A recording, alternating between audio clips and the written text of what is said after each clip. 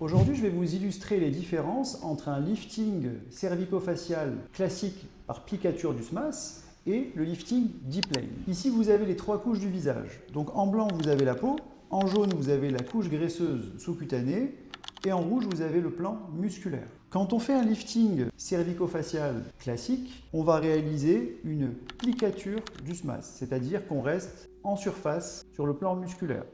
Donc on fait des incisions, donc on va décoller cette partie-là. En fait, on va inciser ici au ras de l'oreille et on va décoller à peu près jusqu'ici. Et ensuite, on va faire une plicature au niveau du muscle. On va faire des sutures en surface du muscle pour que le muscle regagne de la tension. La limite du lifting cervico-facial avec plicature du SMAS quand on reste au-dessus du muscle, c'est que quand vous exercez une tension ici sur le muscle, on ne pourra pas traiter les bas-joues et le sillon de manière complète. Parce qu'ici, il existe des ligaments au niveau du visage. Si on ne désinsère pas ces ligaments, on ne va pas pouvoir retendre tout le visage. Dans le deuxième cas, quand on réalise un lifting D-plane, vous avez toujours l'incision avec le plan cutané et le plan graisseux en dessous.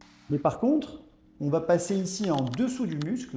On va pouvoir disséquer tout le plan profond du visage et on va pouvoir tirer en profondeur de manière beaucoup plus globale les muscles du visage et tout va remonter en bloc. Et une fois qu'on aura décollé ce plan, on va pouvoir suturer et fixer plus haut. C'est pour ça que le lifting D-plane est beaucoup plus puissant pour rajeunir le visage.